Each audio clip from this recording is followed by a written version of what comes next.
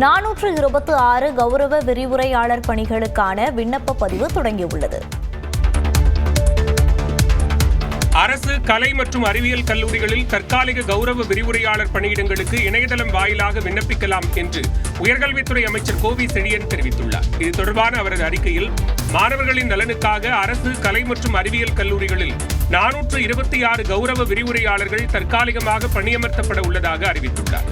கல்லூரிகளில் காலியாக உள்ள இடங்களில் உடனடியாக நிரந்தர ஆசிரியர்களை பணியமர்த்த இயலாத நிலையில் முதலமைச்சரின் அறிவுறுத்தலின் பேரில் தற்காலிகமாக 1277 கௌரவ விரிவுரையாளர்கள் பணியமர்த்தப்பட்டுள்ளதாக குறிப்பிட்டுள்ளார்.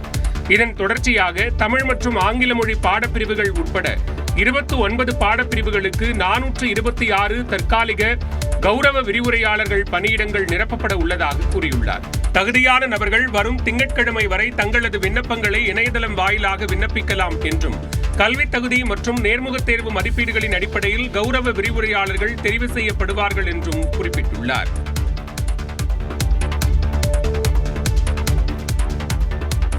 குரூப் 4 பணியிடங்களுக்கான 2ஆம் கட்ட கலந்தாய்வு பிப்ரவரி 24, 25ஆம் தேதிகளில் நடைபெறும் என அரசு பணியாளர் தேர்வாணையமான டிஎன்பிஎஸ்சி தெரிவித்துள்ளது. டிஎன்பிஎஸ்சி நடத்திய குரூப் 4 பணியிடங்களுக்கான தேர்வில் தேர்வர்கள் பெற்ற மதிப்பெண்கள் மற்றும் தரவரிசை விவரங்கள் கடந்த அக்டோபர் 22ஆம் தேதி வெளியிடப்பட்டன. முதற்கட்ட கலந்தாய்வு முடிவடைந்த நிலையில் இடைநிலை உதவியாளர், தட்டச்சர், சுருக்கெழுத்தர் பதவிகளில் காலியாக உள்ள பணியிடங்களை நிரப்புவதற்கான கலந்தாய்வு மற்றும் மூலச் சான்றிதழ் சரிபார்ப்பு பிப்ரவரி 24 மற்றும் 25ஆம் தேதிகளில் நடைபெறும் என டிஎன்பிஎஸ்சி அறிவித்துள்ளது. சென்னை பிராட்வே பேருந்து நிலையம் அருகே உள்ள டிஎன்பிஎஸ்சி தலைமை அலுவலகத்தில் கலந்தாய்வு நடைபெறும் என்றும், தேர்வர்கள் கலந்தாய்வு நாள் மற்றும் நேரம் குறித்த விவரங்களை இணையதளத்தில் இருந்து மட்டுமே பதிவிறக்கம் செய்து கொள்ள வேண்டும் எனவும், தபால் மூலம் அனுப்பப்படாது எனவும் தெரிவிக்கப்பட்டுள்ளது. 2ஆம் கட்ட கலந்தாய்வுக்கு அழைக்கப்படுவோர் அனைவருக்கும் வேலைக்கான உத்தரவாதம் இல்லை என்றும், கலந்தாய்வில் பங்கேற்காதவர்களுக்கு மறு வாய்ப்பு அளிக்கப்படாது எனவும் டிஎன்பிஎஸ்சி தெரிவித்துள்ளது. மடப்புரம் கோவில் காவலாளி அஜித்குமார் கொலை வழக்கில் நகை திருடு போனதாக நிகிதா பொய் புகார் கொடுத்ததாக சிபிஐ தெரிவித்த நிலையில் வழக்கை விசாரிக்கும் போதே மனம் பதறுவதாக நீதிமன்றம் வேதனை தெரிவித்துள்ளது. மடப்புரம் கோவில் காவலாளி அஜித்குமார் கொலை வழக்கில் தனிப்படை காவலர்கள் 4 பேரின் ஜாமீன் மனுவை எதிர்த்து அஜித்குமாரின் தாய் மாலதி உயர்நீதிமன்ற மதுரை கிளையில் இடையீட்டு மனு தாக்கல் செய்திருந்தார். நீதிபதி ஸ்ரீமதி முன்பு இந்த மனு விசாரணைக்கு வந்தபோது நகை திருடு போனதாக நிகிதா பொய் புகார் கொடுத்தது விசாரணையில் தெரிய வந்ததாக சிபிஐ தரப்பு தெரிவித்தது. மேலும் காவலர்கள் தாக்கியதால் தான் அஜித்குமார் உயிரிழந்தார் என்பது உறுதியாகியுள்ளதாகவும் சிபிஐ தெரிவித்துள்ளது. இதனை கேட்ட நீதிபதி, இதற்கு முன் எந்த வழக்கும் இல்லாத அஜித்குமாரை காவலர்கள் கடுமையாக அடித்துக் கொண்டது ஏன் என கேள்வி எழுப்பினார்.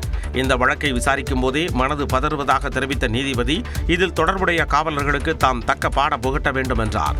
ஏன் நிகிதா மீது தற்போது வரை வழக்கு பதிவு செய்யவில்லை எனவும், அவர் மீது ஏன் நடவடிக்கை எடுக்கவில்லை என்றும் கேள்வி எழுப்பிய நீதிபதி, இன்னும் சில நாட்களுக்கு உள்ளேயே இருங்கள் என காவலர்கள் ஜாமீன் மனு தொடர்பாக கருத்து தெரிவித்தார். வழக்கு விசாரணை குறித்து நிலை அறிக்கை தாக்கல் செய்ய சிபிஐ டிஎஸ்பிக்கு உத்தரவிட்ட நீதிமன்றம் விசாரணையை பிப்ரவரி 16ஆம் தேதிக்கு ஒத்திவைத்தது.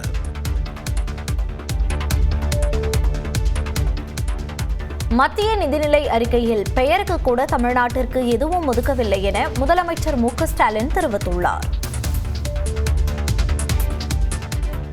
வருமானத்தை வாரி வழங்கும் தமிழ்நாட்டை மத்திய அரசு வஞ்சிப்பதாக முதலமைச்சர் மு.க. ஸ்டாலின் குற்றம் சாட்டியுள்ளார். விழுப்புரத்தில் 1,80,000 பயனாளிகளுக்கு சமூக பாதுகாப்பு திட்ட பயன்களை முதலமைச்சர் மு.க. ஸ்டாலின் வழங்கினார். மேலும் இளைஞர்களின் கனவுகளை பதிவு செய்யும் என் கனவு என் எதிர்காலம் இணையதளத்தையும் தொடங்கி வைத்தார். பின்னர் பேசிய அவர், முதல்வரின் முகவரி திட்டம் மூலம் 1,49,00,000 மனுக்களுக்கு தீர்வு காணப்பட்டதாக கூறினார். முதல்வரின் முகவரின்னு ஒரு புதிய துறையை உருவாக்கணும். நான் பெருமையோடு சொல்றேன், இந்த துறை மூலமா 2021 மே மாதத்திலிருந்து இப்ப வரைக்கும் 1,49,00,000 மனுக்களுக்கு தீர்வு கண்டிருக்கிறோம். தொடர்ந்து பேசிய அவர், மத்திய நிதிநிலை அறிக்கையில் பெயருக்கு கூட தமிழ்நாட்டிற்கு எதுவும் ஒதுக்கவில்லை என குற்றம் சாட்டினார்.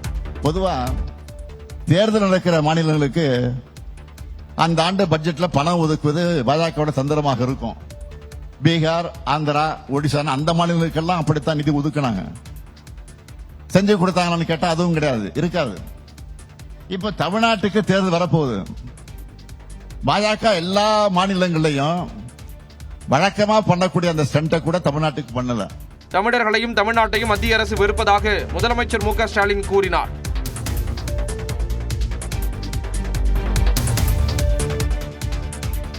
அதிமுக ஆட்சிக்கு வந்தால் மாணவர்களின் கல்விக் கடன் தள்ளுபடி செய்யப்படும் என அக்கட்சியின் பொதுச் செயலாளர் எடப்பாடி பழனிசாமி அறிவித்துள்ளார். சட்டப்பேரவை தேர்தலையொட்டி அதிமுகவின் 2ஆம் கட்ட தேர்தல் வாக்குறுதிகளை எடப்பாடி பழனிசாமி அறிவித்தார். அதன்படி அதிமுக ஆட்சிக்கு வந்தால் முதியோர் உள்ளிட்டவர்களுக்கான ஓய்வூதியம் 2000 ரூபாயாக உயர்த்தப்படும் என்றார். சிறுபான்மை வகுப்பைச் சேர்ந்த மகளிர் சுயதொழில் தொடங்குவதற்கு வட்டியில்லா கடன் தரப்படும் எனவும், மாற்றுத்திறனாளிகள் கூட்டுறவு வங்கிகளில் வாங்கிய கடன் தள்ளுபடி செய்யப்படும் என்றும் எடப்பாடி பழனிசாமி வாக்குறுதி அளித்தார். மேலும் கல்வி கடன் ரத்து, இலவச கேஸ் சிலிண்டர் உள்ளிட்ட வாக்குறுதிகளையும் வழங்கினார். மாணவர்கள், இளைஞர்கள், பெற்றோர்கள் நலன் காக்கும் பொருட்டு வங்கிகள் பெற்ற கல்வி கடன் தள்ளுபடி செய்யும் வகையில் அத்தொகையை அரசே ஏற்கும். வாழ்வாதார உதவியாக குடும்ப அட்டைதாரர்களுக்கு ஆண்டுக்கு 3 கேஸ் சிலிண்டர்கள் வழங்கப்படும். ஜல்லிக்கட்டு போட்டியில் உயிரிழக்கும் வீரர்களின் குடும்பத்திற்கு 10 லட்சம் ரூபாயும், படுகாயமடையும் வீரர்களுக்கு 2 லட்சம் ரூபாயும் நிவாரணமாக வழங்கப்படும் எனவும் எடப்பாடி பழனிசாமி வாக்குறுதி அளித்துள்ளார். ஏற்கனவே குடும்ப தலைவிகளுக்கு மாதம் 2000 ரூபாய் உதவித்தொகை, நகர பேருந்துகளில் ஆண்களுக்கும் கட்டணமில்லா பயணம் உள்ளிட்ட 5 வாக்குறுதிகளை அதிமுக வெளியிட்டுள்ளது. தவிக தலைவர் விஜய்க்கு எதுவுமே தெரியவில்லை என்று விமர்சித்த அதிமுக பொதுச் செயலாளர் எடப்பாடி பழனிசாமி செய்தியாளர்களை சந்தித்தால்தான் நாட்டில் என்ன நடக்கிறது என்பது தெரியவரும் என கூறினார்.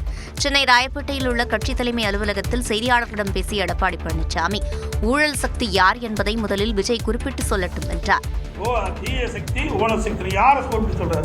குறிப்பிட்டு சொன்னதுன்னு சொல்ல முடியும். ரோல் மாடல் அம்மா பேர் சொன்னாரா இல்லையா?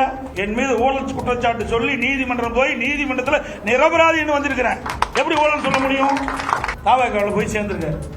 அவர் ஊழல் குற்றச்சாட்டு புரிஞ்சு ஜெயிலிருந்து வெளியே வந்தார். தொடர்ந்து பேசிய அவர் கரூர் சம்பவத்தில் விஜயை விமர்சித்தார். பொது வெளியிலே வரல, 72 நாள் கழிச்சு தான் ஒரு சம்பவம் நடந்து போச்சு. அந்த சம்பவத்தொட்டி 72 நாட்கள் ஒரு கட்சி தலைவரே வெளியே வரல. நாட்டில் என்ன நடக்குதுன்னு தெரியல. எந்தெந்த கட்சியோட கூட்டணி இருக்குன்னு தெரியல. எந்த கட்சி தேர்தலில் தலைமை தாங்கன்னு தெரியல. வச்சே நாங்கள் என்ன செய்யணும்? அவருக்கு ஒன்றுமே தெரியாத போது எங்களை கேள்வி கேட்டால் அவர்கிட்ட போய் கேள்வி கேளுங்க. மக்களையே சந்திக்காத விஜய்க்கு நாட்டு நிலவரம் தெரியவில்லை என்றும் எடப்பாடி பழனிசாமி தெரிவித்தார். தமிழகம் மற்றும் டெல்டா மாவட்டங்களில் ஓரிரு இடங்களில் இன்று மிதமான மழைக்கு வாய்ப்பிருப்பதாக வானிலை ஆய்வு மையம் தெரிவித்துள்ளது. தெற்கு கேரளா மற்றும் அதனை ஒட்டிய பகுதிகளின் மேல் நிலவும் வளிமண்டல கீழடுக்கு சுழற்சி காரணமாக தென் தமிழகம் மற்றும் டெல்டா மாவட்டங்களில் ஓரிரு இடங்களிலும் காரைக்கால் பகுதிகளிலும் மிதமான மழை பெய்யும் என தெரிவிக்கப்பட்டுள்ளது. வரும் 8ஆம் தேதி வரை நீலகிரி, சேலம், கிருஷ்ணகிரி, தருமபுரி, திருப்பத்தூர், வேலூர் மற்றும் ராணிப்பேட்டை மாவட்டங்களில் ஓரிரு இடங்களில் அதிகாலையில் மிதமான பனிமூட்டம் காணப்படும் எனவும் கூறப்பட்டுள்ளது. சென்னையில் வானம் ஓரளவு மேகமூட்டத்துடன் காணப்படும் என்றும் வானிலை ஆய்வு மையம் தெரிவித்துள்ளது. காங்கிரஸ் உள்ளிட்ட எதிர்க்கட்சியினரின் போராட்டத்தால் பிரதமர் மோடி மக்களவையில் பேச முடியாத நிலை ஏற்பட்டது. மக்களவையில் பிரதமர் மோடியின் இருக்கையை ஜோதிமணி உள்ளிட்ட பெண் எம்பிக்கள் முற்றுகையிட்டதால் அவை நாள் முழுவதும் ஒத்திவைக்கப்பட்டது. குடியரசுத் தலைவர் உரைக்கு நன்றி தெரிவிக்கும் தீர்மானத்தின் மீதான விவாதத்திற்கு பதிலளிக்கும் விதமாக மக்களவையில் நேற்று மாலை பிரதமர் மோடி உரையாற்ற இருந்தார். ஆனால் காங்கிரஸ் எம்பிக்கள் வர்ஷா கெய்க்வாட், ஜோதிமணி உள்ளிட்டோர் பிரதமர் மோடியின் இருக்கை அருகில் நின்று அவர் நடந்து செல்லும் பாதையை வழிமறித்தனர். டூ வாட் இஸ் ரைட் என்று வாசகம் அடங்கிய பதாகையை ஏந்தியபடி பெண் எம்பிக்கள் முழக்கமிட்டதால் அசாதாரண சூழல் நிலவியது. உடனடியாக மத்திய அமைச்சர்கள் தலையிட்டு பெண் எம்பிக்களை சமாதானப்படுத்தி அனுப்பி வைத்தனர். இதைத் தொடர்ந்து அவை நாள் முழுவதும் ஒத்திவைக்கப்பட்டது. அவையில் எதிர்க்கட்சி எம்பிக்கள் பேச அனுமதி மறுக்கப்பட்டதாகவும், இதன் காரணமாகவே பிரதமரை முற்றுகையிட்டு ஜனநாயகத்தை கொல்ல வேண்டாம் என்று முழக்கமிட்டதாகவும் எம்பி வர்ஷா கெய்க்வாட் தெரிவித்தார். तो उसके बाद उन्होंने कहा कि आपको 4 बजे बुला के हम बात करेंगे. 4 बजे हम लोग आए, कोई इसका सोल्यूशन नहीं किया. बोले 5 बजे तक होगा, कुछ नहीं किया.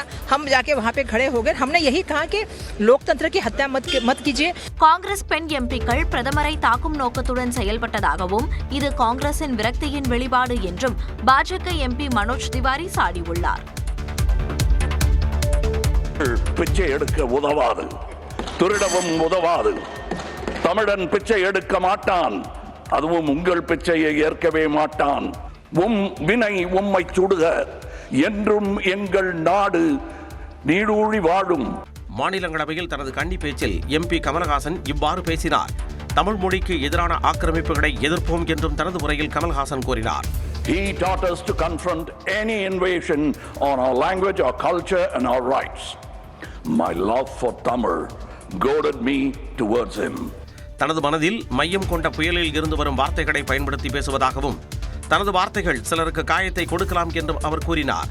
M.K. Gandhi helped me write this speech without anger. Periyar helped me add logic. And Anna helped me understand this building. எந்த அரசாங்கமும் ஆட்சி அதிகாரத்தில் தொடர்ந்து நீடித்துக் கொண்டே இருக்க முடியாது என்றும் அவர் கூறினார். தமிழ்நாடு அரசின் கட்டுப்பாட்டில் உள்ள பல்கலைக்கழகங்களுக்கு துணைவேந்தர்களை மாநில அரசு நியமிக்கும் சட்டத்துக்கு உயர்நீதிமன்றம் விதித்த தடையை உச்சநீதிமன்றம் ரத்து செய்துள்ளது.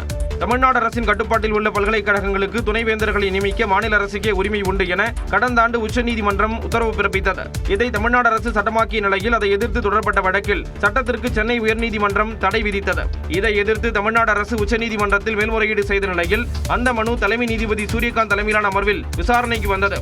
அப்போது சட்டத்திற்கு எதிராக அவசரமாக உயர்நீதிமன்றம் தீர்ப்பு வெளியிட்டதாகவும் வழக்கை உச்சநீதிமன்றத்திற்கு மாற்ற உள்ளதாக தெரிவித்த போதும் அதனை நீதிபதி கருத்தில் கொள்ளவில்லை என்றும் அரசு தரப்பில் வாதிடப்பட்டது. மேலும் வழக்கு தொடர்பாக மாநில அரசு பதிலளிக்க கால அவகாசம் வழங்கப்படவில்லை என்றும் முறையிடப்பட்டது. அதே நேரம் வழக்கு உயர்நீதிமன்றத்தில் விசாரணை முடியும் வரை சட்டத்தை அமல்படுத்தக் கூடாது என எதிர் மனுதாரர் தரப்பில் கோரப்பட்டது. அதற்கு தமிழ்நாடு அரசு தரப்பில் துணைவேந்தர் நியமனங்கள் இருக்காது என உறுதியளிக்கப்பட்டது.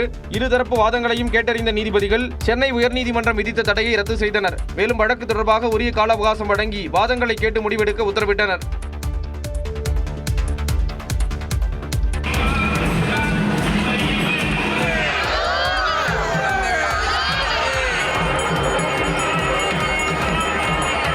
தைப்பூச நிறைவு நாளில் பழனி முருகன் கோவிலில் தெப்பத் திருவிழா வெகு விமர்சையாக நடைபெற்றது. கடந்த 26ஆம் தேதி தைப்பூச திருவிழா கொடியேற்றத்துடன் தொடங்கியது. 10 நாள் திருவிழாவில் நாள்தோறும் வள்ளி தெய்வானை உடனுரை முத்துக்குமார சுவாமியின் திருவீதி விழா நடைபெற்றது. திருக்கல்யாணம், வெள்ளி தேரோட்டம் என விழா கடைகட்டியது. தைப்பூசத்தின் நிறைவு நாளான நேற்று பெரியநாயகி அம்மன் கோவில் அருகில் உள்ள தெப்பத்தில் தெப்பத் தேரோட்டம் நடைபெற்றது.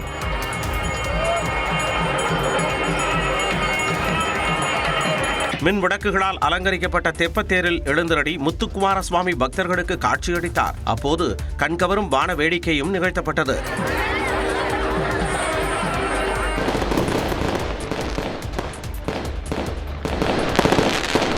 திரளான பக்தர்கள் கலந்து கொண்டு சாமி தரிசனம் செய்தனர்.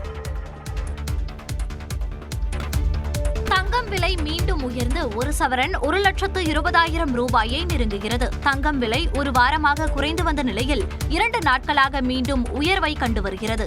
1 கிராம் தங்கத்தின் விலை 14,270 ரூபாயாக இருந்த நிலையில் 630 ரூபாய் அதிகரித்து 14,900 ரூபாய்க்கு விற்பனை செய்யப்படுகிறது.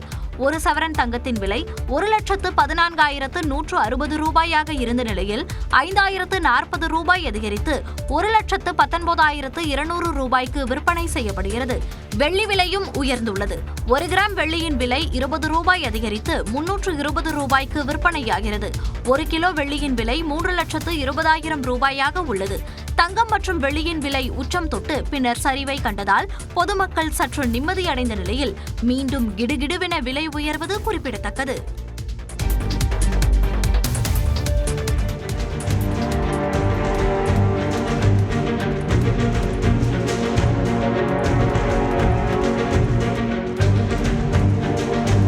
நீலகிரி மாவட்டம் கோத்தகிரியில் குடியிருப்பு பகுதியில் உலாவிய இந்த சிறுத்தை தாக்கி ஒருவர் காயமடைந்தார். கோத்தகிரியைச் சேர்ந்த பகதூர் என்பவர் தனது ஐடி நிறுவனத்திற்காக வீட்டில் இருந்தபடியே இரவு பணியில் ஈடுபட்டுள்ளார். இணையத்திற்கான சிக்னல் கோளாறால் வீட்டிலிருந்து சிறிது தூரம் தள்ளிச் சென்றுள்ளார். அப்போது தனது வளர்ப்பு நாயையும் பகதூர் அழைத்துச் சென்றபோது அருகிலிருந்த புதருக்குள் இருந்து பாய்ந்து வந்த சிறுத்தை அவரது நாயை கடித்துள்ளது.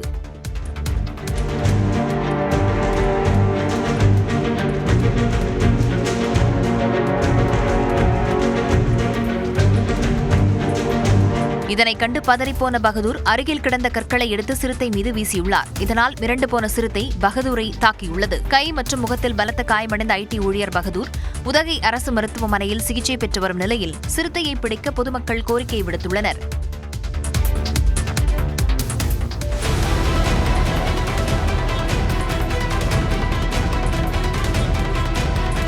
மும்பை புனே விரைவு சாலையில் எரிவாயு டேங்கர் கவிழ்ந்ததால் லட்சக்கணக்கான வாகனங்கள் 24 மணி நேரத்திற்கும் மேலாக அணிவகுத்து நின்ற காட்சிகள்தான் இவை. மகாராஷ்டிரா மாநிலம் மும்பை புனே விரைவு சாலையில் நேற்று முன்தினம் மாலை 5 மணி அளவில் எளிதில் தீப்பற்றக்கூடிய புரோபிலின் வாயு ஏற்றி வந்த டேங்கர் லாரி ஒன்று கண்டாலா மலைப்பகுதியில் உள்ள அதோஷி குகைப்பாதை அருகே கவிழ்ந்து விபத்துக்குள்ளானது.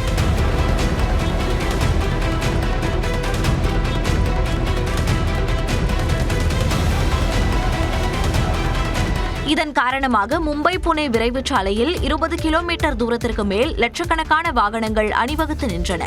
24 மணி நேரத்திற்கும் மேலாக போக்குவரத்து முடங்கிய நிலையில் பேருந்துகள், கார், சரக்கு லாரிகள் உள்ளிட்ட வாகனங்களில் பயணித்த பயணிகள் மற்றும் குழந்தைகள் உணவு, குடிநீரின்றி தவித்தனர்.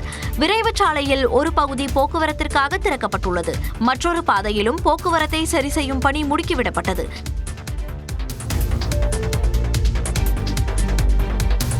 மக்களவையில் சஸ்பெண்ட் செய்யப்பட்ட எம்பிக்கள் நாடாளுமன்ற வளாகத்தில் போராட்டத்தில் ஈடுபட்டனர். முன்னாள் ராணுவ தளபதி MM நரவானே எழுதியுள்ள வெளியிடப்படாத புத்தகத்தின் பகுதிகளை குறிப்பிட்டு மக்களவையில் பேசுவதற்கு ராகுல் காந்திக்கு அனுமதி மறுக்கப்பட்டது. இதனை கண்டித்து எதிர்க்கட்சி எம்பிக்கள் அமளியில் ஈடுபட்ட நிலையில் மாணிக்கம் தாக்கூர், சு வெங்கடேசன் உள்பட 8 பேர் இடைநீக்கம் செய்யப்பட்டனர். இந்நிலையில் நாடாளுமன்றத்தின் மகர்துவார் நுழைவு வாயிலில் சஸ்பெண்ட் செய்யப்பட்ட எம்பிக்கள் போராட்டத்தில் ஈடுபட்டனர்.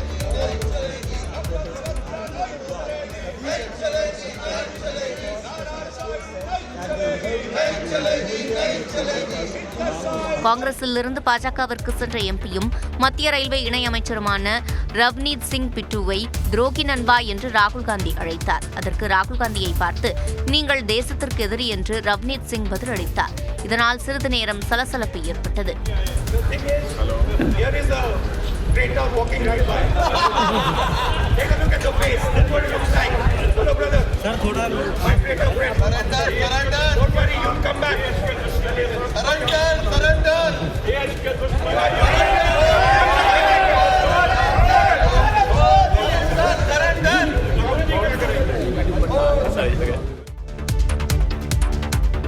சீன படைகள் இந்திய எல்லைக்குள் நுழைந்தபோது அன்றைய ராணுவ தலைமை தளபதி நரவனே தனித்து விடப்பட்டதாக ராகுல் காந்தி குற்றம் சாட்டியுள்ளார்.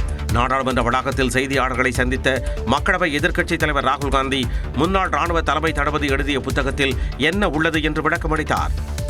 अपनी जिम्मेदारी पूरी नहीं की. उन्होंने आर्मी चीफ से कहा कि देखो भैया आपको जो करना है करो, मेरी बस की नहीं है. और आर्मी चीफ ने साफ, नरवाने जी ने साफ लिखा है इसमें, आई फेल्ट रियली अलोन. मैं बिल्कुल अकेला था. I was abandoned by the entire establishment. This is what they are scared of me saying. தொடர்ந்து பேசிய அவர் பிரதமர் மோடியிடம் நரவனே எழுதிய புத்தகத்தை வழங்க இருப்பதாகவும் தெரிவித்தார். I don't think PM will have the guts to come to the Lok Sabha today, because if he comes I'm going to give him this book.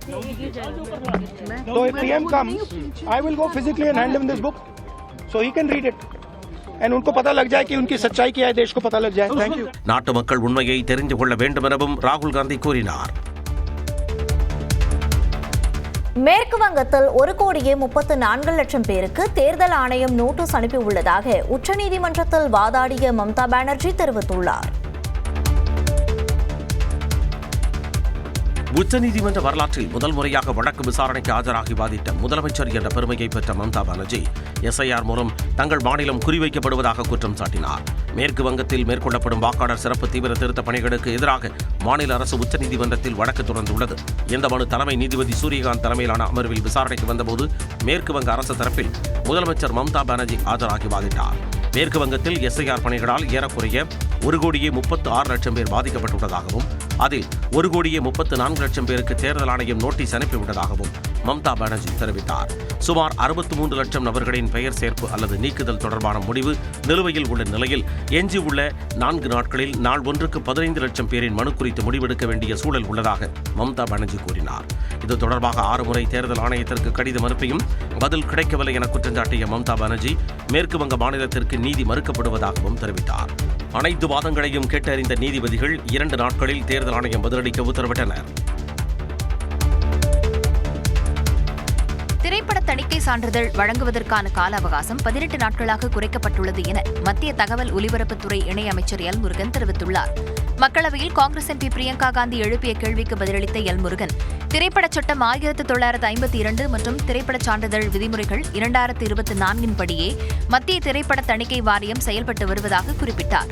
அதில் விதிமுறை பிரிவு 37 படி திரைப்படங்களுக்கு சான்றிதழ் வழங்க 48 வேலை நாட்கள் பரிந்துரை செய்யப்பட்டிருப்பதாக எல் முருகன் தெரிவித்தார். அதே சமயம் ஆன்லைன் முறை அமலாக்கத்திற்கு வந்த பின்னர் சான்றிதழ் வழங்குவதற்கான கால அவகாசம் 18 நாட்களாக குறைக்கப்பட்டுள்ளது என்றார். அதன்படி திரைப்படங்களுக்கு 18 நாட்களுக்குள்ளும் குறும்படங்களுக்கு 3 நாட்களுக்குள்ளும் தணிக்கை சான்றிதழ் வழங்கப்படும் என்று எல் முருகன் தெரிவித்தார்.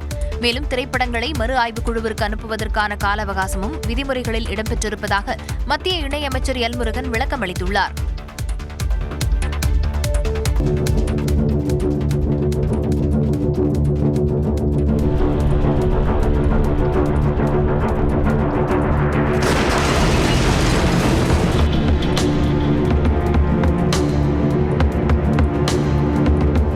லிப்டில் ஹைட்ரஜன் பலூன்கள் வெடித்து நூலிழையில் 3 உயிர் தப்பிய சம்பவத்தின் சிசிடிவி காட்சிகள் தான் இவை.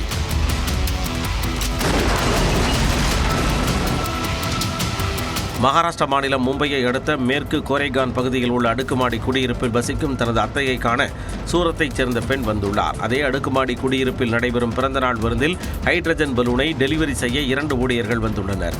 மூவரும் லிப்டில் ஏறியபோது கண்ணிமைக்கும் நேரத்தில் ஹைட்ரஜன் பலூன் வெடித்து சிதறியது.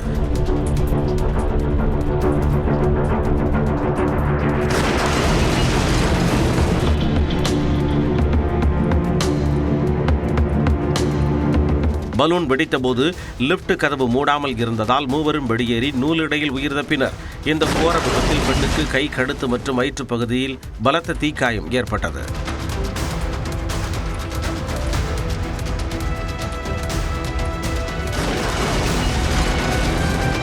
ஜூனியர் உலகக்கோப்பை கிரிக்கெட் தொடரின் இறுதிப் போட்டியில் இந்திய அணி இங்கிலாந்தை எதிர்கொள்கிறது. 19 வயதுக்குட்பட்டோருக்கான உலகக்கோப்பை கிரிக்கெட் தொடரின் 2வது அரையிறுதி ஆட்டத்தில் ஆப்கானிஸ்தானை இந்தியா வென்று இறுதிக்கு முன்னேறியது. 16வது இளையோர் உலகக்கோப்பை கிரிக்கெட் போட்டி ஜிம்பாப்வே மற்றும் நமீபியாவில் நடந்து வருகிறது. ஹராரேயில் நடைபெற்ற அரையிறுதிப் போட்டியில் டாஸ் வென்ற ஆப்கானிஸ்தான் அணி பேட்டிங்கை தேர்வு செய்தது. அதன்படி முதலில் களமிறங்கிய தொடக்க ஆட்டக்காரர்கள் காலித் அகமது சாய் 31 ரன்களும் உஸ்மான் சதாத் 39 ரன்களும் எடுத்து ஆட்டமிழந்தனர்.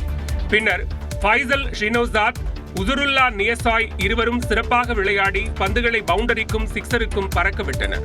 நிலைத்து விளையாடிய இருவரும் சதமடித்து அசத்தினர். இறுதியில் 50 ஓவர்கள் முடிவில் 4 விக்கெட் இழப்பிற்கு ஆப்கானிஸ்தான் அணி 310 ரன்கள் குவித்தது. இதையடுத்து 311 ரன்கள் என்ற இலக்கை நோக்கி இந்திய அணி களமிறங்கியது. ஆரோன் ஜார்ஜ், வைபவ் சூரியவன்ஷி தொடக்கத்திலிருந்தே அதிரடியாக விளையாடினர். ஆரோன் ஜார்ஜ் சதமடித்து அசத்தினார். சூரியவன்ஷி 68 ரன்களும், ஆயுஷ் மத்ரே 62 ரன்களும், விகான் மல்கோத்ரா 38 ரன்களும் எடுத்தனர். இதனால் 42வது ஓவரிலேயே இந்திய அணி வெற்றி இலக்கை எட்டி இறுதிப் போட்டிக்கு முன்னேறியது. நாளை நடைபெறும் இறுதிப் போட்டியில் இங்கிலாந்தை இந்தியா எதிர்கொள்ள உள்ளது.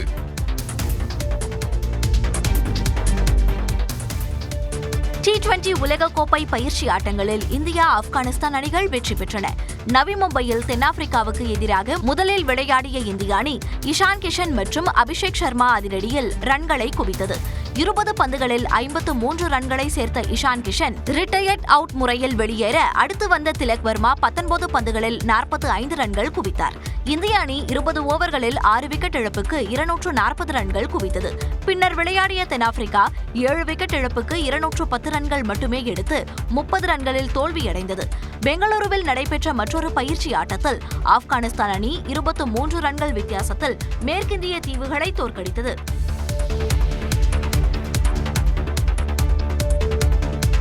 இதுவரை இருந்ததிலேயே மிகவும் ஆபத்தான அணிகளுள் தற்போதைய T20 உலகக்கோப்பைக்கான இந்திய அணியும் ஒன்று என்று முன்னாள் கேப்டன் மகேந்திர சிங் தோனி தெரிவித்துள்ளார்.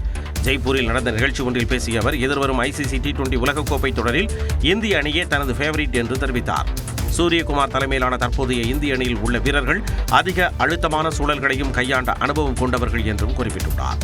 பேட்டிங் மற்றும் பவுலிங் என இரண்டிலும் ஒரு சிறந்த அணிக்கு தேவையான அனைத்து தகுதிகளும் சூரியகுமார் யாதவ் தலைமையிலான இந்த அணியிடம் உள்ளதாகவும் தோனி தெரிவித்துள்ளார். அதே சமயம் பனிப்பொழிவு பல மாற்றங்களை செய்துவிடும் என்று தாம் விளையாடிய காலத்திலும் தனக்கு அச்சத்தை ஏற்படுத்திய விஷயம் இதுதான் என்றும் அவர் குறிப்பிட்டுள்ளார்.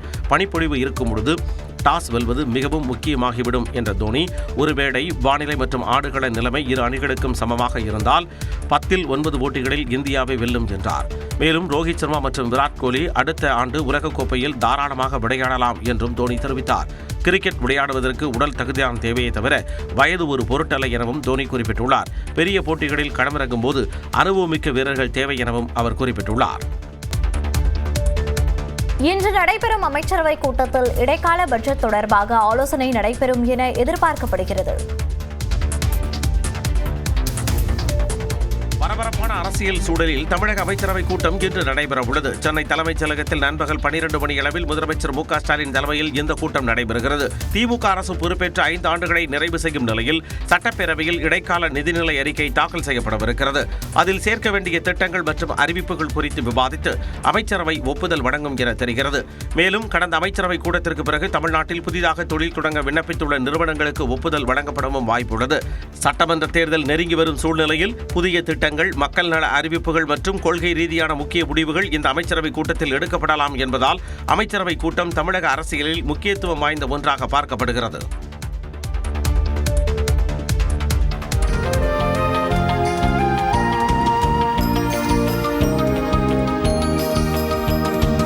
நீலகிரி மாவட்ட முதுமலை வனப்பகுதியில் குடும்பமாக ஆனந்த குளியலிட்ட யானை கூட்டத்தின் காட்சிதான் இது. முதுமலை வனப்பகுதியில் வெயிலின் தாக்கம் காரணமாக யானை கூட்டங்கள் நீர்நிலைகளை தேடி படையெடுத்து வருகின்றன. அந்த வகையில் வனப்பகுதியில் இருந்த குட்டையில் குளித்துக் கொண்டிருந்த யானை கூட்டம் வனத்துறை வாகனம் வந்ததும் காட்டுக்குள் ஓடின.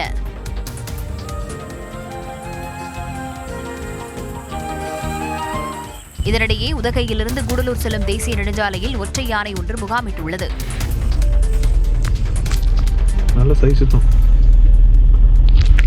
யானையை வனத்துறையினர் கண்காணித்து வரும் நிலையில் அவ்வழியாக வாகன ஓட்டிகள் எச்சரிக்கையுடன் செல்ல வனத்துறையினர் அறிவுறுத்தியுள்ளனர்.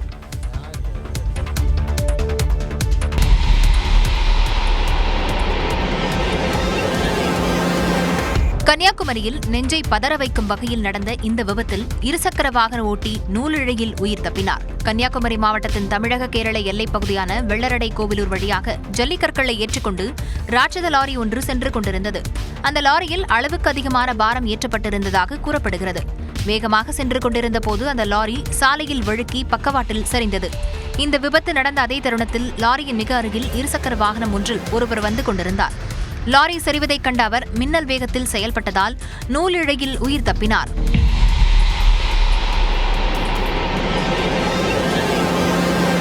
லாரி கவிழ்ந்ததில் அதிலிருந்த ஜல்லிக்கற்கள் அனைத்தும் சாலை முழுவதும் சிதறின. இதனால் அந்த பாதையில் போக்குவரத்து முற்றிலும் பாதிக்கப்பட்டது.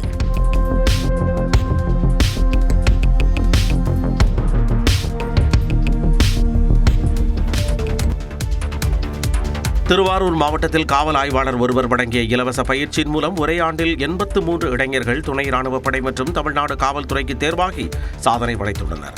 திருவாரூர் மாவட்ட எஸ்பி அலுவலகத்தில் விரல் ரேகை காவல் ஆய்வாளராக பணிபுரிபவர் சதீஷ்குமார். இவர் திருவாரூர் தாலுகா காவல் நிலைய காவலருமான சத்தியசீலன் உதவியுடன் கடந்த 10 ஆண்டுகளாக ராணுவம் மற்றும் காவல்துறையில் சேர இளைஞர்களுக்கு இலவச பயிற்சி அளித்து வருகிறார். சமுதாய கூடங்கள், சாலை ஓரங்கள் என கிடைக்கும் இடங்களில் தனது ஓய்வு நேரத்தை முழுமையாக பயன்படுத்தி இளைஞர்களுக்கு எழுத்து தேர்வு மற்றும் உடற்தகுதி தேர்வுக்கான பயிற்சிகளை வழங்கி வருகிறார். கடந்த ஆண்டில் இவர்களிடம் பயிற்சி பெற்ற 83 பேர் அரசு பணிக்கு தேர்வாகியுள்ளனர். அதில் 21 பேர் ஏற்கனவே பயிற்சியில் சேர்ந்துவிட்ட நிலையில் 62 பேருக்கு திருவாரூர் மாவட்ட எஸ்பி கருண் கரத் நேரில் பணி நியமன ஆணைகளை வழங்கினார். மேலும் ஆய்வாளர் சதீஷ்குமாருக்கு தனது பாராட்டுகளையும் தெரிவித்தார். டிஸ்ட்ரிக்ட் சார்பாக இருந்து நம்ம கைடன்ஸ் மட்டும் கொடுக்குறோம் அண்ட் ட்ரைனிங் நம்ம ஏஆரில் ஏதாவது ஃபிசிக்கல் டெஸ்ட், ஃபிசிக்கல் கைடன்ஸ் அதை நம்ம கொடுக்க போகிறோம். இதுக்கு முன்னாடி கொடுத்துட்டோம், ஃபர்தரும் கொடுக்க போகிறோம். Most of them are under privilege sections of the society. அதுதான் முக்கியமான விஷயம். ஸோ அதனால that is the most important for his contribution. Nagai மாவட்டம் திருமருகலைச் சேர்ந்த ஒரே குடும்பத்தைச் சேர்ந்த 3 சகோதர சகோதரிகளில் 2 துணை ராணுவத்திற்கும் 1 தமிழ்நாடு காவல்துறைக்கும் தேர்வாகியுள்ளது குறிப்பிடத்தக்கது.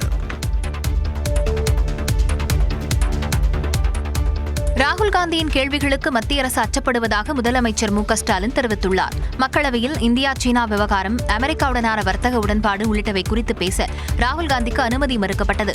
இதனை கண்டித்து இந்தியா கூட்டணி எம்பிக்கள் சபாநாயகர் இருக்கை அருகே சென்று காகிதங்களை கிழித்து வீசினர். தொடர்ந்து அவையில் அத்துமீறி நடந்து கொண்டதாக 8 எம்பிக்கள் இடைநீக்கம் செய்யப்பட்டனர். இதற்கு எதிர்க்கட்சிகள் கண்டனம் தெரிவித்து வரும் நிலையில் இதுகுறித்து எக்ஸ் பக்கத்தில் பதிவிட்டுள்ள முதலமைச்சர், எதிர்க்கட்சித் தலைவரும் தனது சகோதரருமான ராகுல் காந்தியின் கேள்விகளுக்கு மத்திய பாஜக அரசு ஏன் அச்சப்படுகிறது என கேள்வி எழுப்பியுள்ளார்.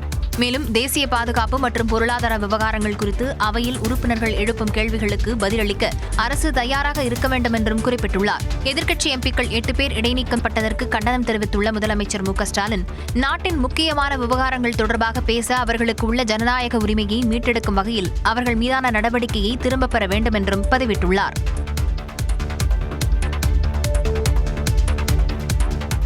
விஜய் ஆடுவார் பாடுவார், ஆனால் மக்களிடம் ஓட்டு வாங்க முடியாது என்று அமைச்சர் ரகுபதியும், விஜயை இன்னும் நடிகராகவே பார்க்கிறார்கள் என குஷ்புவும் விமர்சித்த நிலையில் நயினார் நாகேந்திரன் எஸ்பி வேலுமணி நடனமாடவில்லையா என செங்கோட்டையன் கேள்வி எழுப்பியுள்ளார்.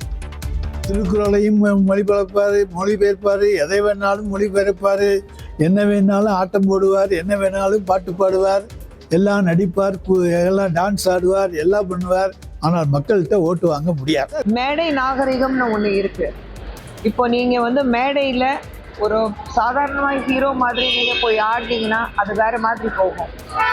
ஒரு கட்சியோட தலைவருங்கிறது முறையில, பட் அது ப்ராபப்ளி அவருடைய ஸ்டைல் இருக்கு, அது விஜயோட ஸ்டைல் இருக்கு.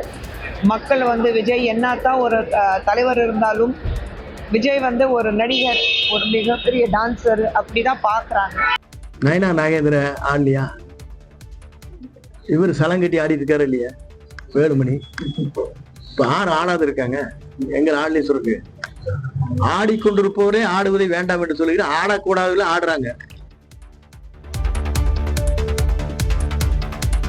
தேமுதிகவை கூட்டணிக்குள் கொண்டுவர முயற்சிப்பதாக அதிமுக மாவட்ட செயலாளர்கள் கூட்டத்தில் எடப்பாடி பழனிசாமி பேசியதாக தகவல் வெளியாகியுள்ளது. சென்னை ராயப்பேட்டையில் உள்ள கட்சி தலைமை அலுவலகத்தில் அதிமுக மாவட்ட செயலாளர்கள் கூட்டம் நடைபெற்றது.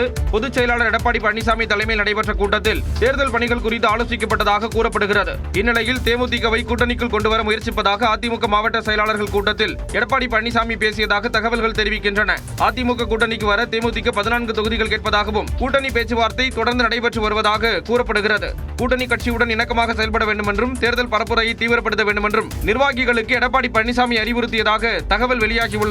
இதனிடையே சென்னையில் செய்தியாளர்களை சந்தித்த தேமுதிக பொதுச் செயலாளர் பிரேமலதா கூட்டணி நிலைப்பாடு குறித்து பேசினார். நாங்க பொறுமையா யோசிச்சு எங்களுடைய கட்சிக்கும் எதிர்காலத்துக்கும் எது நல்லது நாங்கள் யோசிச்சு முடிவெடுக்கிறோம், அவ்வளவுதான். தேர்தலுக்கான தேதி அறிவிக்கல. இன்னைக்கு இருக்கின்ற 2 பெரிய கட்சிகள் அவங்களுடைய கூட்டணியை இன்னும் இறுதி செய்யல. உரிய நேரத்தில் உரியபடி நாங்கள் அறிவிப்போம். இந்நிலையில் இந்த வாரத்தில் தேமுதிக தனது கூட்டணி நிலைப்பாட்டை அறிவிக்கும் என எதிர்பார்க்கப்படுகிறது. தேசிய ஜனநாயக கூட்டணியை பாஜக ஒருங்கிணைப்பதால் பாஜக தலைமையிலான கூட்டணி என கூறுவதாக தாவேகா துறை பொதுச் செயலாளர் நிர்மல்குமார் விளக்கமளித்துள்ளார். மதுரையில் செய்தியாளர்களிடம் பேசிய அவர் அதிமுக பொதுச் செயலாளர் எடப்பாடி பழனிசாமியின் குற்றச்சாட்டுகளுக்கு பதிலளித்தார். அதிமுகவை பின்னுக்கு தள்ளிவிட்டு முன்னெடுப்பது பாரதிய ஜனதா கட்சி தான். அது என்டிஏ கூட்டணி, பாரதிய ஜனதா தலைமையிலான கூட்டணி தான். இதுல அவர்களுக்கு உடன்பாடு எப்படி இருந்தாலும் என்ன, அவர்கள் எல்லாம் சேர்ந்து பயணிக்கணும் முடிவு பண்ண பிறகு யார் தலைமையில இருந்தா என்ன. ஸோ அதுல ஒன்றும் பேசுறதுக்கு எதுவும் இல்லை. இந்த கூட்டணியை முன்னெடுப்பதே பாரதிய ஜனதா கட்சி தான். எல்லா தலைவரும் அவங்கள தான் போய் சந்திச்சாங்க. யாரும் திரு எடப்பாடி அவர்களை சந்தித்து அவர் முன்னாடி யாரும் கூட்டணியை ஃபார்ம் பண்ண மாதிரி தெரியல, இல்ல அவர்களை சந்தித்து எந்த முடிவுகளையும் எடுத்த மாதிரி தெரியல. தொடர்ந்து பேசிய அவர் ஊழல் செய்து சிறை சென்றவர் செங்கோட்டையன் என எடப்பாடி பழனிசாமி குற்றச்சாட்டிற்கு பதிலளித்தார். மேலும் ஜெயலலிதாவின் வழக்கு தவறாக கையாளப்பட்டதாகவும் கூறினார். உங்க எல்லாருக்கும் தெரியும் அண்ணன் செங்கோட்டையன் அவர்களை பத்தி. அவர் எத்தனை வருஷம் அரசியலில் பயணித்திருக்காங்க, அவர் மீது என்னென்ன களங்கங்கள் சுமத்தப்பட்டது எதுவுமே இன்னைக்கு மேல ஒரு குற்றச்சாட்டு கூட இல்லாத ஒரு மனிதர். அம்மாவுடைய வழக்குகள் பல வழக்குகள் தவறாக கையாளப்பட்டிருக்கலாம். ஸோ அங்கே வீட்டில் இருந்தவர்கள் பெயர்களை பயன்படுத்தி தவறாக கையாளப்பட்டிருக்கலாம். கண்டிப்பாக அவர் மனசாட்சிக்கு பொதுவாக அவர் அம்மா எந்த தவறும் செய்யவில்லை என்பது எங்கள் மக்களுடைய கருத்து, எங்களுடைய கருத்து. மக்களால் புறக்கணிக்கப்பட்ட கட்சி அதிமுக எனவும் நிர்மல்குமார் தெரிவித்தார். திருநெல்வேலி நெல்லையப்பர் கோயில் சமபந்தியில் நரிக்குறவர்களுக்கு அனுமதி மறுக்கப்பட்டதாக புகார் எழுந்த நிலையில் உணவு தீர்ந்ததே காரணம் என மாநகராட்சி மேயர் விளக்கமளித்துள்ளார். மறைந்த முன்னாள் முதலமைச்சர் அண்ணாவின் நினைவு நாளை ஒட்டி நெல்லையப்பர் கோயிலில் அரசு சார்பில் சமபந்தி விருந்து நடைபெற்றது. இதில் பங்கேற்க வந்த நரிக்குறவர் சமுதாயத்தைச் சேர்ந்த 5 சிறுவர்களை அதிகாரிகள் தடுத்து நிறுத்தி விரட்டியதாக கூறப்படுகிறது. பாதிக்கப்பட்ட சிறுவர்களை சமூக ஆர்வலர் ஒருவர் அருகில் உள்ள உணவகத்திற்கு அழைத்துச் சென்று உணவு வாங்கி தந்ததாக வீடியோ ஒன்று பரவியது. இது சர்ச்சையை ஏற்படுத்திய நிலையில் இதுதான் திமுக அரசின் சமூக நீதியா என்று பாமக தலைவர் அன்புமணி உள்ளிட்டோர் கண்டனம் தெரிவித்திருந்தனர். இந்நிலையில் சமபந்தி விருந்தில் சுமார் 900 பேருக்கு உணவு வழங்கப்பட்டதாக நெல்லை மாநகராட்சி மேயர் ராமகிருஷ்ணன் விளக்கமளித்துள்ளார். யாரு தூண்டுதல் பேருன்னு எங்களுக்கு நன்றாக தெரியும். அப்படி முன்னால கூட்டிட்டு வந்தோம்னா அப்போ உணவு இல்லை அப்படின்னு சொல்லும் போது அந்த நபரே ஒரு 4 பேர்கிட்ட வசூல் பண்ணியிருக்காப்புல. வசூல் பண்ணி நான் சாப்பாடு வாங்கி தரேன் என்று உருவாகியிருக்கப்பட்டது. இது அரசியல் இப்போ தேர்தல் நேரம், இது இப்படி இவ்வளோ சில சம்பவங்கள் இப்படி உருவாக்குவாங்க. கோயிலில் சமூக நீதிக்கு எதிராக எந்த சம்பவமும் நடைபெறவில்லை என்றும் அவர் விவரித்துள்ளார். சாதி தொடர்பாக மக்களின் மனநிலையில் மாற்றம் கொண்டு வருவதற்காக முதற்கட்டமாக தெருக்களில் சாதி பெயர்களை மாற்றியுள்ளதாக அரசு தெரிவித்துள்ளது. மக்கள் மனதில் பாகுபாடு மறையாமல் தெருக்களில் உள்ள சாதி பெயர்களை நீக்குவதால் மாற்றம் கொண்டுவர முடியாது என உயர்நீதிமன்ற நீதிபதிகள் கருத்து தெரிவித்தனர். மதுரையைச் சேர்ந்த பரமசிவம் என்பவர் தாக்கல் செய்த மனுவில் தமிழகத்தில் குடியிருப்புகள், தெருக்கள், சாலைகள், நீர்நிலைகளுக்கு வைக்கப்பட்டுள்ள சாதி பெயர்களை நீக்குவதற்கான வழிகாட்டு நெறிமுறைகளை உருவாக்கி தமிழக அரசு அரசாணை வெளியிட்டுள்ளது என தெரிவிக்கப்பட்டுள்ளது. ஆனால் புதிய பெயரிடும் பணிகளை நவம்பர் 19ஆம் தேதிக்குள் முடிக்குமாறு கூறப்பட்டுள்ளது என்றும் நடைமுறையில் பல பிரச்சனைகள் உள்ளதால் அரசாணையை செயல்படுத்த தடை விதித்து உத்தரவிட வேண்டும் என மனுவில் கூறப்பட்டுள்ளது. ஏற்கனவே இந்த மனு விசாரணைக்கு வந்தபொழுது சாதி பெயர்களை நீக்குவது தொடர்பாக அரசாணை செயல்படுத்த இடைக்கால தடை விதித்தும் தமிழக அரசு சார்பில் பதில் மனு தாக்கல் செய்யவும் உத்தரவிட்டிருந்தனர். இந்த மனு நீதிபதிகள் ஜெயச்சந்திரன், ராமகிருஷ்ணன் அமர்வில் விசாரணைக்கு வந்தது. மக்கள் மனதில்தான் பாகுபாடு இருக்கிறது, அதையே மாற்ற முயல வேண்டுமே தவிர தெருக்களில் உள்ள பெயர்களை மாற்றினால் சாதிக பாகுபாடு மறைந்து விடுமா என கேள்வி எழுப்பினர். அரசு தரப்பில் ஆஜரான வழக்கறிஞர் மாற்றம் கொண்டு வருவதற்காகவே முதற்கட்டமாக இந்த முயற்சி எடுக்கப்பட்டுள்ளதாக தெரிவித்தார். இதனையடுத்து வழக்கு விசாரணையை வரும் 11ஆம் தேதிக்கு நீதிபதிகள் தள்ளி வைத்தனர். திருவள்ளூர் மாவட்டம் அத்திப்பட்டு ரயில் நிலையத்தில் மின்சார ரயிலில் முதல் வகுப்பு பெட்டியில் டிக்கெட் இன்றி பயணித்த வடமாநில இளைஞரை டிக்கெட் பரிசோதகர் தாக்கிய சம்பவத்தால் பரபரப்பு நிலவியது. சென்னை சென்ட்ரல் கும்மிடிப்பூண்டி ரயில் மார்க்கத்தில் செல்லும் மின்சார ரயிலில் முதல் வகுப்பு பெட்டியில் வடமாநில இளைஞர் டிக்கெட் இன்றி பயணித்ததாக தெரிகிறது. டிக்கெட் பரிசோதனையின் போது அவரிடம் பயணச்சீட்டு இல்லாததை கண்டு வடமாநிலத்தைச் சேர்ந்த டிக்கெட் பரிசோதகர் அவரை தாக்கியதாக தெரிகிறது. மேலும் 3 பேர் கொடூரமாக தாக்கியதால் அடிதாங்க முடியாமல் அத்திப்பட்டு ரயில் நிலையம் வந்ததும் ஓடும் ரயிலில் இருந்து வடமாநில இளைஞர் நடைமேடையில் குதித்துள்ளார். அதில் அவருக்கு தலையில் காயம் ஏற்பட்டு மயக்கமடைந்தார். உடனடியாக ரயில் பயணிகள் மீட்டு மருத்துவமனைக்கு அனுப்பி வைத்தனர். இதனிடையே தாக்குதல் நடத்தியதாக கூறப்படும் டிக்கெட் பரிசோதகரிடம் பயணிகள் சிலர் வாக்குவாதத்தில் ஈடுபட்டனர். அப்பொழுது அங்கிருந்தவர்கள் அவரை தாக்க முயன்றதாக தெரிகிறது. இதனையடுத்து அருகில் உள்ள டிக்கெட் கவுண்டரில் அவர் தஞ்சமடைந்தார். இதனையடுத்து வடமாநில இளைஞர் மீது தாக்குதல் நடத்திய டிக்கெட் பரிசோதகர் மீது பயணிகள் புகார் தெரிவித்தனர். இதுகுறித்து ரயில்வே காவலர்கள் வழக்கு பதிவு செய்து விசாரித்து வருகின்றனர்.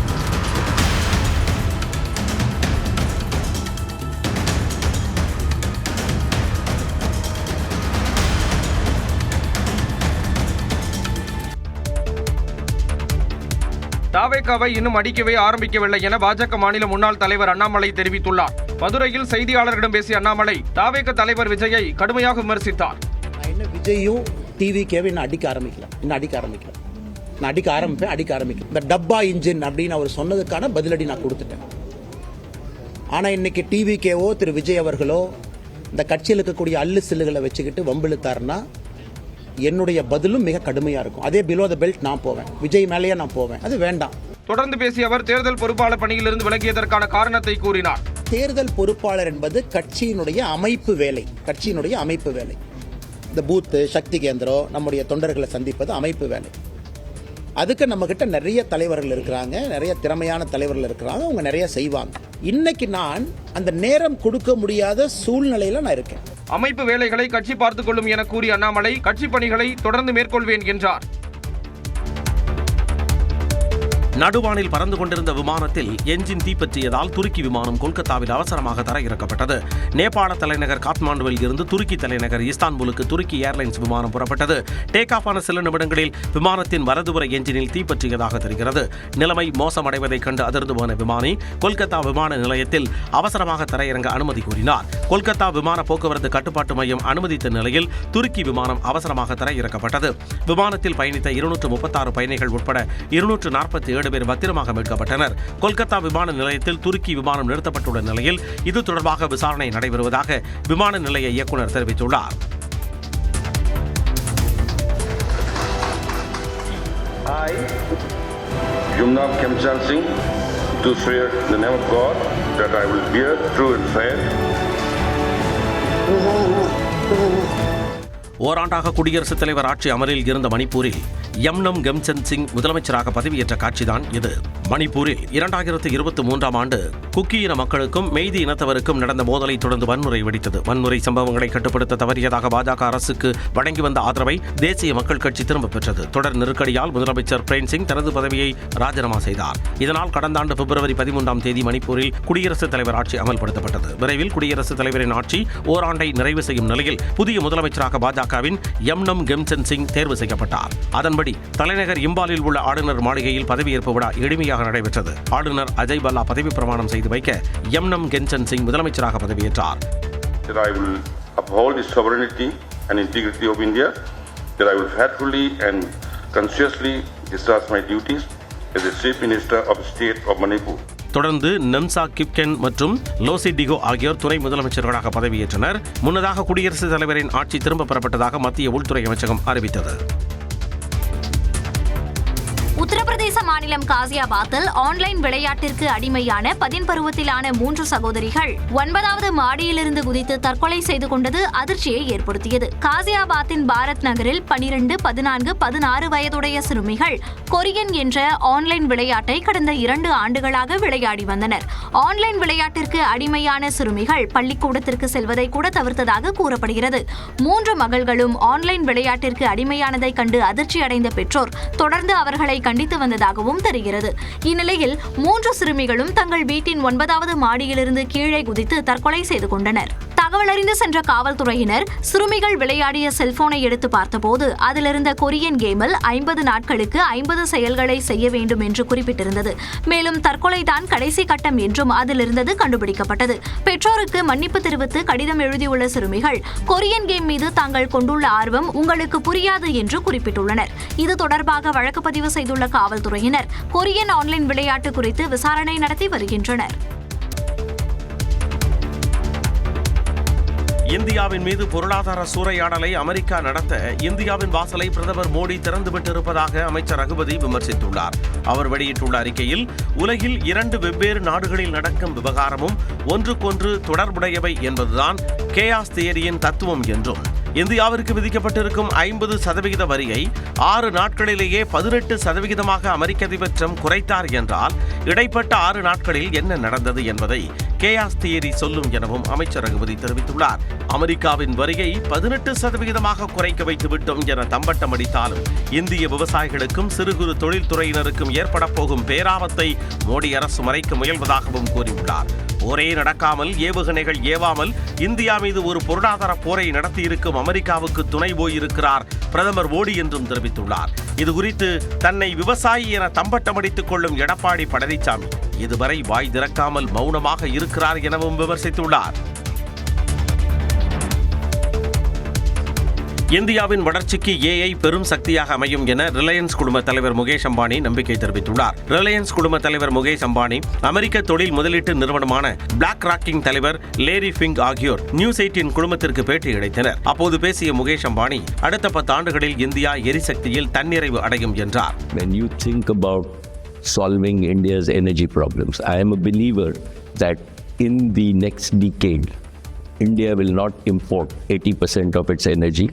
We have a path and God willing, like with technological breakthroughs, we will be reasonably self-sufficient in energy. தொடர்ந்து அவர் ஏஐ வளர்ச்சி குறித்து பேசினார். I'm a believer, have been a believer that we have to embrace technology. We cannot run away from it. And AI is real, right? From an India point of view, it is hugely advantageous. 18ஆம் நூற்றாண்டின் இறுதியில் ஏற்பட்ட தொழில் புரட்சியால் உலகம் மறு உருவாக்கம் பெற்றது போல் செயற்கை தொழில்நுட்பத்தால் உலகளாவிய உற்பத்தித் துறை முன்னேற்றம் பெறும் எனவும் முகேஷ் அம்பானி கூறினார்.